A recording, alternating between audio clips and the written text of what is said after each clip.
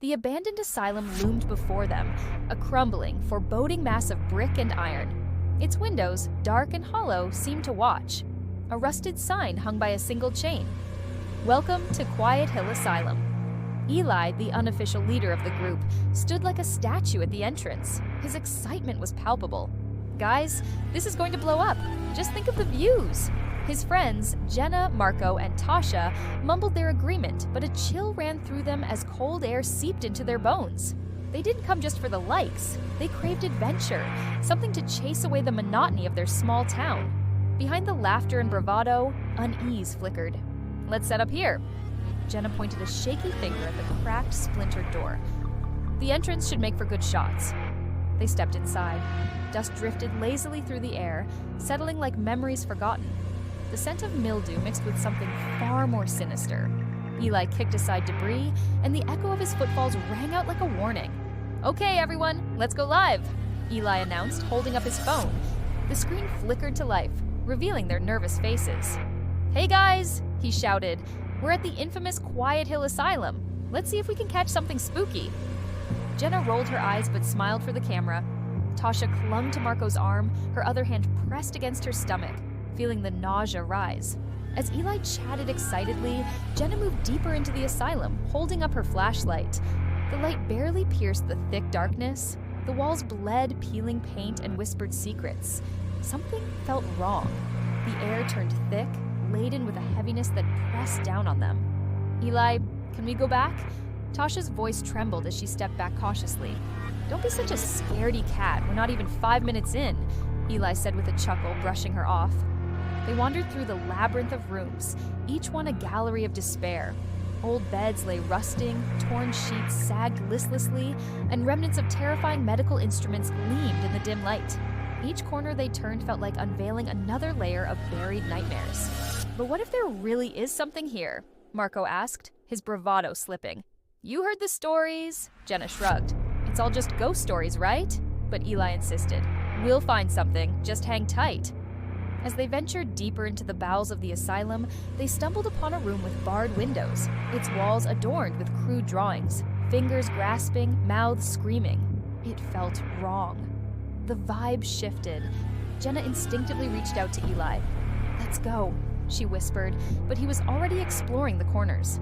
Eli spotted something, a small, locked drawer beneath an ancient desk. He pulled at it, and after a frustrating struggle, it gave way. A vile stench erupted from within, making them recoil. A glass vial, coated in dust and covered with something dark, sat nestled among yellowed papers. "What the hell is that?" Tasha gasped, stepping back. It looked like a relic of misery. The others were transfixed, their curiosity blinding them to the danger. Eli carefully shook the vial.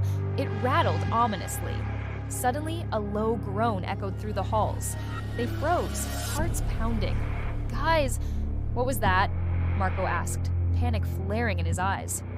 "I don't know, but we should go," Jenna replied, but the words felt heavy in her throat. Eli, still captivated, loosened the cap on the vial. A sickly sweet aroma wafted out, curling through their senses like a snake. Eli drank. "No!" Tasha screamed, but it was too late. He fell to the floor, convulsing, writhing like he was caught in a web of agony. The sound of cracking bones filled the air. The others backed away, horrified. Then the horror seeped into them. It itched beneath their skin. Marco clutched his stomach, falling to the floor. Jenna screamed, watching as ugly growths began to sprout from his arms, twisting flesh into grotesque shapes. Tasha staggered, feeling her throat constrict, breath coming in gasps. "Help!" Marco cried, but his voice turned against him. It morphed into tortured howls. Eli looked up with sunken eyes, his laughter twisted by pain and sickness. The horrible realization dawned. They had unleashed something that could not be contained. The walls seemed to lean in, hearing their cries, hungry for chaos. The asylum shifted, throbbing with life, a dark hunger echoing through the veins of the building. Jenna ran, feeling madness claw at her mind. She broke through the doorway and stumbled into the hall. She made it outside, gasping for breath, but the heaviness returned with a vengeance. The shadows stretched and twisted. She turned back, seeing the dark silhouette of the asylum. It swallowed Eli and Marco, their screams mingling with manic laughter. Lost in a haze of despair, she understood. The asylum had claimed them. The dark forces thriving within held on to what they'd released.